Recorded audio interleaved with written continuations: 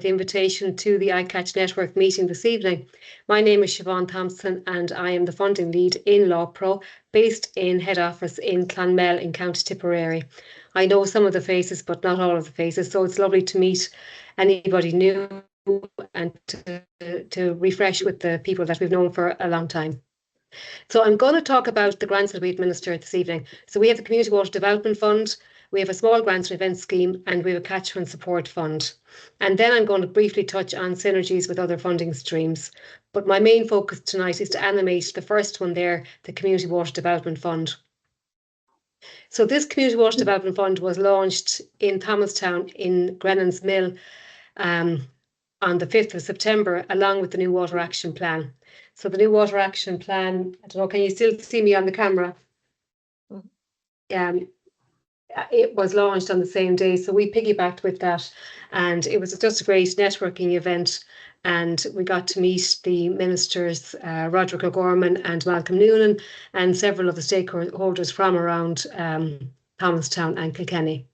So the background to the Community Water Development Fund, the open call, which is now open, it was first introduced in 2018 to support locally led, community-driven initiatives and projects to help improve water quality. We have granted 771 grants under this scheme to date, so that's a lot of groups that we have engaged with. Now, many of them are repeat groups, but every year we get a new cohort as well. This year we awarded 702,000, so that's an increase from 2018 when we awarded 180,000. So you can see that it has grown year on year, and we do get oversubscribed every year. So we've had a review of the fund and we have made some changes to it this year. All the grants awarded since 2018 are mapped on our website if you wanted to have a look at the geographical spread and the types of projects delivered. And the Community Water Development Fund is administered by us on behalf of the Department of Housing, Local Government and Heritage. So there's myself and our director, Anthony, beside me, and in the middle you have Malcolm Noonan and Roderick O'Gorman and Mags Keegan, one of our regional coordinators based in the Midlands and East. So that's just by the river in Thomastown a couple of weeks ago on the day of the launch. So just the points to note for this year's open call. Now, many of you in the Zoom will be familiar with it, and there's a lot of changes to it. There's only one application per group, per organisation applying. The minimum grant award is going to be €5,000, so this is an increase from €1,000. The maximum grant award will be 50,000 or more, subject to procurement. So that's again another significant change, because the maximum grant award before was 25,000. There is no compulsory cash match funding requirement. However, we do ask the question in the application, are you willing to commit? Because it is recommended that groups should have match funding to the tune of 5% cash match funding, but there is no obligation. Awards of up to 100% of eligible costs. So this came in a couple of years ago, but because we've been oversubscribed, we haven't always been able to give up to 100% of eligible costs. So we're hoping that with a new scheme now that we will have less applications and be able to give 100% of eligible costs. We also have new timelines for this year, for next year. And any group that have a grant from this year not drawn down, they cannot be considered. So they must have their grant drawn down before the 6th of December. So it means they can apply and be drawing down this year's grant at the same time. So we'll go to the timelines in a minute. So this is the most significant change in it. And apologies for all the text on this screen, it's very busy. But the types of projects are moved away from awareness and education type events to actual physical in-stream measures, and that will have an impact. So we are looking for, when you apply for your project, we're looking for you to tick at least one of these boxes. So anything that would be smaller in scale will be moving to the small grant scheme, which I'll talk about in a minute. So we're looking for projects that would be river restoration, that would have actual measures that will be happening. Maybe it could be a river restoration plan in year one, or it could be a work programme. So you could get a consultant to prepare a plan for you, and that would be year one. That might be less than €5,000, so that could be moving into the small grant scheme as well. So we're looking for nature-based solutions in the urban setting. It could be a series of rainwater planters, rain gardens, removing hard surface, rainwater management plans. So it could be a lot of different things in the one application. And then in the rural setting, we're looking for wetlands and ponds, leaky dams, silk trapping. There's a whole load of measures there that are listed under nature-based solutions. So we're looking for anything that will improve water quality, there must be a water quality improvement target in it. There cannot be, it cannot be just biodiversity related. That won't really pass the assessment criteria. So it can't be just, say, planting flowers. Like it has to be much bigger than that. It has to have water quality, and you have to be able to demonstrate that it will have water quality benefit. So we've added in climate action as well, because that's cross-cutting, and we would hope that there would be kind of evidence that you could improve the water quality in the river by your project. So we would also consider maybe an education programme. So it could be a series of education events, but it would want to be fairly high scale and delivered by an organisation with a lot of capacity and training delivery. So we've just listed citizen science, outdoor classroom, development of primary or second level education programmes and their delivery locally. Workshops, development of media or online social media products, information, training sessions or collaborative projects to enhance. That needs to change, the wording there is incorrect. But this was only finalised this week, and it's a fairly comprehensive list that has been approved by the senior management team. So it is definitely kind of a shift towards more serious type projects that are going to improve water quality. And I'll be circulating the presentation. I'll give it to Constanza after tonight so she can circulate it to, if you want to have a look at those. And they're also included in the guidelines. So for this year's timeframes, and the portal should be open since yesterday. There's still a few glitches with it. I have the link on the slides, but I haven't it open yet because I'm trying to iron out a couple of things with it. But it is there. But I think if you have the guidelines, that'll be a good starting point where you can bring it to your meeting and say, these are the guidelines, this is what we need to do, what project are we going to apply for? You can be getting your quotes. So you don't necessarily have to have the portal open right now to apply, because I know most people don't even look at it, but I have to confess that it's not actually open yet. Hopefully it will be tomorrow evening or Monday. So they're the dates to focus on. The 20th of November is the closing date. So you have plenty of time really, but at the same time you don't, because you've got to go about getting permissions from your board or getting buy-in from any stakeholders or possibly getting permissions in place. So there's a lot to be done to get an application together.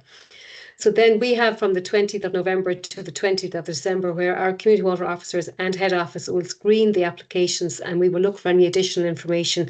So let's just say you've forgotten to put up your bank statement. We will go back to you and say, look, we need to have that. We can't process the application without it. So we'll try our best to be as helpful as possible, but there is no onus on us to do that. So the community water officers then, they give them a screening, and they also refer to, in the evaluation process, to their engagement with the group. So it is important that a group have engaged with us in advance of this call, that we're not seeing them for the first time. If we're seeing a group for the first time, it's most unusual, and they shouldn't be at the races to be applying for a project medium to large scale. So I wouldn't expect that they would be in this category. Then we have an internal evaluation panel from our catchment science team, and they will score applications and evaluate them and recommend an amount for funding. Then any grants that are approved for more than €10,000 will go to an external panel. So they have a big input into it. That's the panel from LAWPRO, IFI, EPA and the department. So they can review them all, and they could throw out a couple of projects. We might have to go back seeking clarification, or there might be revisions or reallocations at that stage. But we would be hopeful that on the week of the 20th of January that the grants recommended will be reviewed and signed off by the senior management team and our director, and that we get letters of offer and grant agreements out on the week of the 20th of January. So that's good and early, so that groups will have their letters of offer before the end of January is the objective. So projects can start effectively in February. And then, as with this year's timelines, it will be the 31st of October when we expect projects to be complete. And then you have until the 14th of November to draw down your grants and to submit a final report. So that's the deadlines for this year.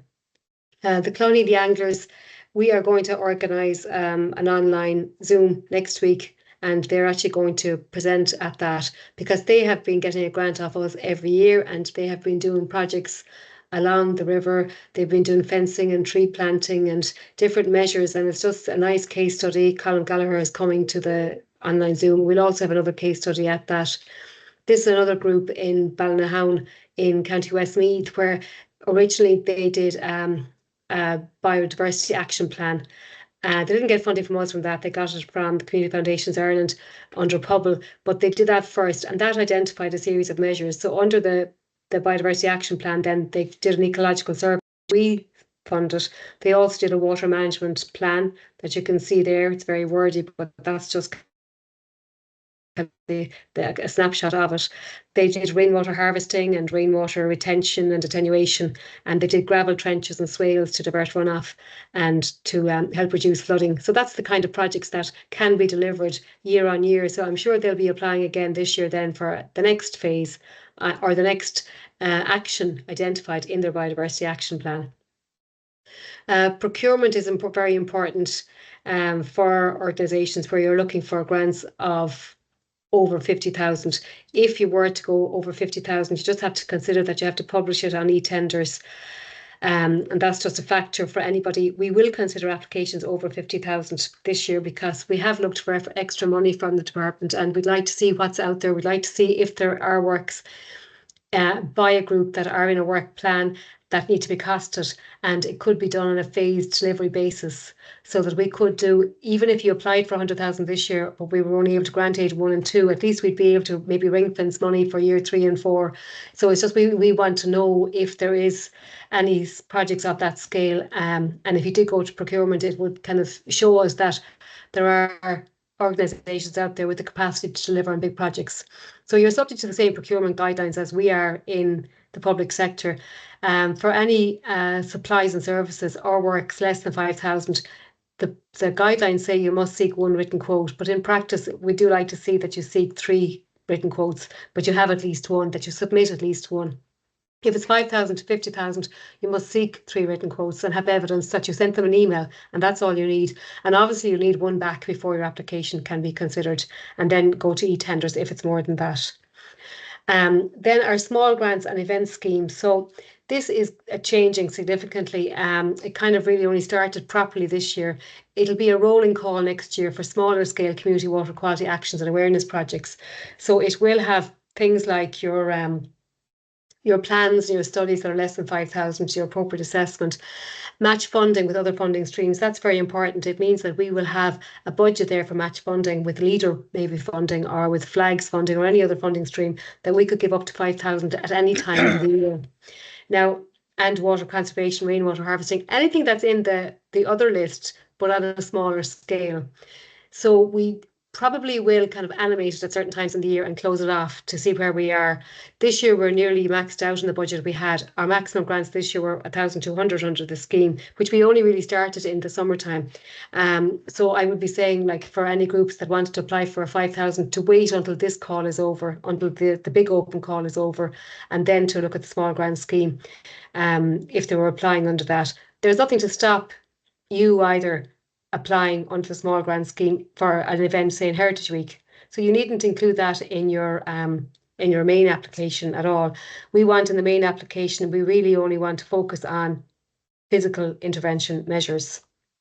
So just to bear that in mind, don't be worried about any events that you want to organise during the year. You can apply for those. And a lot of the grants under the scheme will still be small. They will still be under €500 or around that mark, because a lot of them will be events. Like this is the kind of thing that we will be funding under this, like booklets, the publication of booklets and events, small nature-based solutions, reprints of booklets maybe, and input into the design of brochures.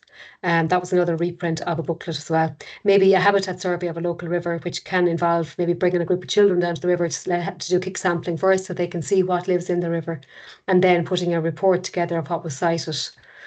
And nature-based solutions for community groups, just like little planter project like this in Newcastle West.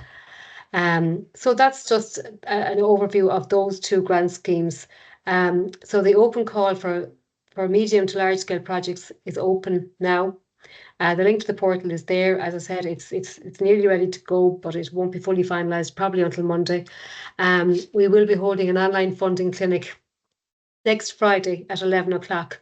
So we would be hopeful that you might attend that, and we're going to have 2 case studies at that to talk about projects that have been delivered, and we're going to have guidance on how to use the portal, how to register, how to log in, We'll have the assessment criteria explained a little bit better. We'll talk about the priority areas and the blue dot areas of where we want to get projects in, and we will have an overview maybe of LAWPRO and the Water Action Plan. So it'll be short. Presentations won't be a huge amount of it, but there will be an opportunity for questions and answers as well. And we've decided to just do a Zoom meeting like this so that it is intimate and that people can see each other and people can feel that they're in the room and they can kind of feel part of it. So it's not kind of a cold clinical webinar, and it will be recorded again, but there will be an option to ask questions that possibly won't be recorded. So that's just something that to look forward to next Friday. So our catchment support fund, this was new for this year. So it was very much, we applied for it last year to the department for $500,000, and lo and behold, we found out that yes, they were okay with that. So the catchment support fund has been a big shift in our funding streams, and it was a kind of a breath of fresh air really, that organisations can get grants towards their insurance, legal costs, accounting fees. Well, we had that for a few years. The max I could give before this year was $2,500, whereas this year we gave a much higher grants than that. We had 2 strands. Strand 1 is up to 5,000 and strand 2 was up to 40,000 or more, depending on the situation. So strand 2 covers organisational core costs. So that includes staff costs. So basically it means that if you need to get a project manager, that will be covered under strand 2 of the fund. So we're hopeful that that funding stream will be increased again this year, but I can't say anything because we don't know what the department will agree on yet. We don't have our budgets approved, but either which way, I would be fairly confident that it will be maintained at $500,000 at minimum. And this scheme will open in late November. So the plan is that this will open once the open call for projects is closed on the 20th of November. This will open. So if you are being very ambitious your projects, that you know that this will be coming straight away afterwards, and that you can apply for this for your strand 1 and strand 2 costs to help deliver the actual physical intervention measures. And then just to briefly talk about synergies with other funding streams, the new LEADER programme has kicked off for 2023 to 2027, and one of their measures is theme 3, which is water conservation and quality on lakes and river catchments. And there could be biodiversity measures there like habitat monitoring and restoration and improvement, community gardens and things like that. So just to be mindful that we are here to match fund any groups that might have an application to LEADER throughout the year. The Climate Action Fund, that's a very big pot of money, and there's the Climate Action Engagement Fund is actually open at the moment. That's closing on the 4th of October. That is up to 10,000 grants for climate action work. So we're actually competing with a lot of other funding streams. The Local Biodiversity Action Plan Fund, where you can do a biodiversity action plan. The IFI have the Salmon and Sea Trout Rehabilitation, Conservation and Protection Fund, and they also run the Midlands Fisheries Fund. The National Parks and Wildlife have the Peatlands Community Engagement Fund, the Climate Action Work Engagement Fund, and the Just Transition Fund for the Midlands counties for climate action initiatives, and Interreg, Life, EIP, and other EU funds. So there's an awful lot of other funding streams that potentially could have linkages with yourselves and with LAWPRO, and we might be able to help out with letters of support, or maybe with sitting on operational groups or steering groups, and maybe with match funding as well. So just to bear that in mind, that we are here for that. And then the state funds administered by local authorities. Again, like these are just an example of some funding streams that the councils administer, like CLAR, Towns and Village Renewal, Community Recognition Fund, Community Support Fund, Local Enhancement Programme, Sports Capital Grants, and the Outdoor Recreation Infrastructure Scheme. And you'd have Urban and Village Renewal in that as well, and the Rural Recreation Scheme. There's an awful lot of schemes out there that LAWPRO are trying to work collaboratively with, so that we can incorporate nature-based solutions into local authority plans and programmes. So there's a lot happening in the space that we're all working in. So I'm not going to say any more now. I think that's the last slide that's there, and it is. That's my phone number. You can feel free to give a ring or drop an email if you have any queries, but we might take questions now from the audience. And I suppose to say to tune in to the online funding clinic that we're having next week, because that'll be more detailed on the the different criteria, the selection criteria, and the types of projects. And it'll be a nice way to see faces and maybe get ideas and to build a network as well. It's always nice to be seeing and meeting new faces and new people in the space that you work in, that you're building your contacts the whole time. So that's why we've just gone, it'll be similar to this, and there'll be a few staff involved, and it'll be nice to see the faces in the office.